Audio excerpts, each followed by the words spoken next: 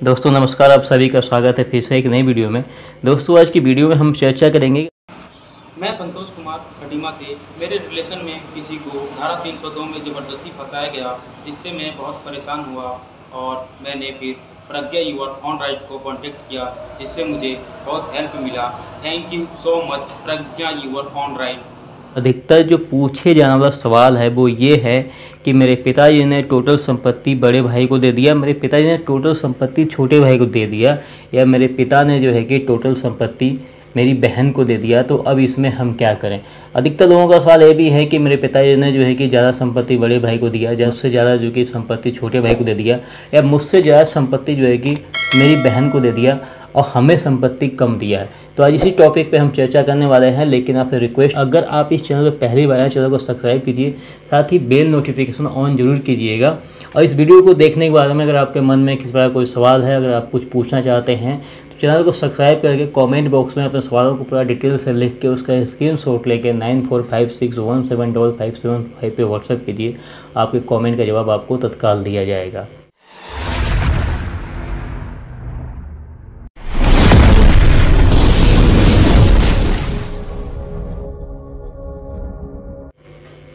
तो आज का हमारा जो मेन टॉपिक है वो है कि क्या कोई व्यक्ति अपनी टोटल संपत्ति एक बेटे को या एक बेटी को या किसी भी व्यक्ति को क्या दे सकते हैं या नहीं दे सकते हैं।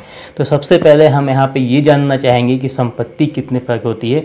अक्सर जो है कि जब संपत्तियों का जब कोई भी मामला आता है तो मैं आपको बताता हूँ कि संपत्ति दो प्रकार की होती है, एक पैतृक संपत्ति होती है, एक स्वयं अर्जित संपत्ति होती है। पर यहाँ पे हम चर्चा करेंगे सबसे पहले कि पैतृक संपत्ति क्या होती है। पैतृक संपत्ति वो संपत्ति होती है जो आपके परदादा के समय से चली आ रही है, जैसे आप, आपके पिताजी, फिर आपके दादा और दादाजी के पिताजी, जो 4 पीढ़ियों से संपत्ति चली आ रही है, वो पैतृक संपत्ति होती है। पैतृक संपत्ति एक इस प्रकार की संपत्ति होती है जिसपे कि व्यक्ति का जन्म से ही अधिकार होता है। पैतृक संपत्ति जो होती है, अगर बेचेंगे तो सिर्फ अपने हिस्से को ही बेच सकते हैं, अगर उसका दान करेंगे तो सिर्फ अपने हिस्से का ही दान करेंगे, अगर वो वसीयत भी करते हैं तो सिर्फ अपने हिस्से की ही पैतृक संपत्ति को वसीयत कर सकते हैं। यहाँ पे पैतृक संपत्ति में क्लियर होता है कि टोटल पैतृक संपत्ति किसी एक व्यक्ति को दान या बेचा या वसीयत नहीं किया जा सकता है। अगर व्यक्ति अगर पैतृक संपत्ति में से दान, वसीयत या बेचते हैं तो सिर्फ अपने हिस्से की ही संपत्ति को बेच सकते। अब यहाँ पे एक चीज़ आती है स्वयं अर्जित संपत्ति।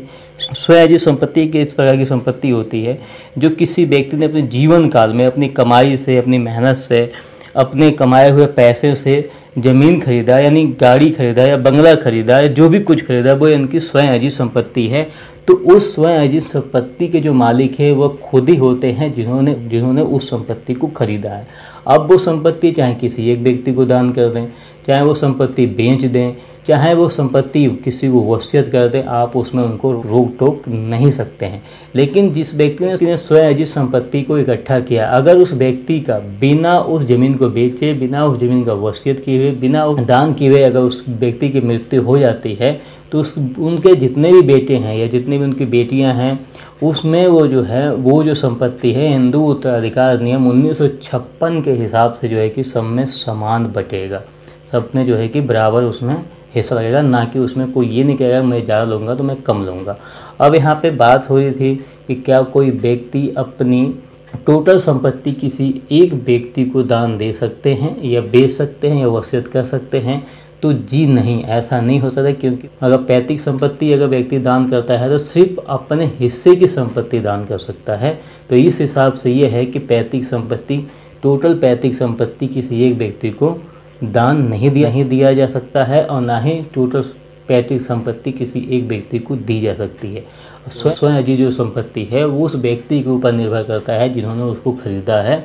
वो चाहे तो सबको दे दें, चाहे तो किसी एक को दे दें, चाहे तो वो किसी मेहमान को दे, या चाहे तो वो किसी मित्र को दे दें, किसी दोस्त को दे दें, उसमें आप रोक टोक नहीं कर सकते हैं। तो इस वीडियो में ये चीज़ क्लियर होता है कि कोई भी व्यक्ति जो होता है अपनी टोटल संपत्ति एक व्यक्ति को नहीं दे सकते हैं। अब इसमें एक सवाल था कि ये था कि मेरे पिताजी ने जो है कि बड़े भाई को ज़्यादा संपत्ति दे दी या छोटे भाई को ज़्यादा संपत्ति दे दी या मेरी बहन को ज़्यादा संपत्ति जो है कि दे दिया। तो अगर जैसे पिताजी के जीवित रहते ही आपका रजिस्टर्ड बंटवारा हो चुका था, पिताजी का अपना खुद का हिस्सा था, तो वो अपनी खुद का हिस्सा जो है वो चाहें तो सब में बराबर बांट सकते हैं और चाहें तो वो किसी एक को दे सकते हैं। तो इस हिसाब से वो जिसको देंगे तो वो प्रॉपर्टी जो है कि जिसके पास में जाएगी तो उससे ज़्यादा होगा ही होगा। तो अगर वो अपने हिस्से की अगर प्रॉपर्टी देते हैं तो उसमें आपको कोई भी ऐतराज़ नहीं होना चाहिए। तो ये जानकारी आप लोगों को अच्छी लगी होगी। अगर जानकारी अच्छी लगी हो तो वीडियो को लाइक शेयर कमेंट कीजिए, साथ ही चैनल को सब्सक्राइब करना बिल्कुल ना भूलें। मिलते हैं किसी नेक्स्ट वीडियो में किसी बेहतरीन टॉपिक के साथ में, तब तक के लिए जय हिंद।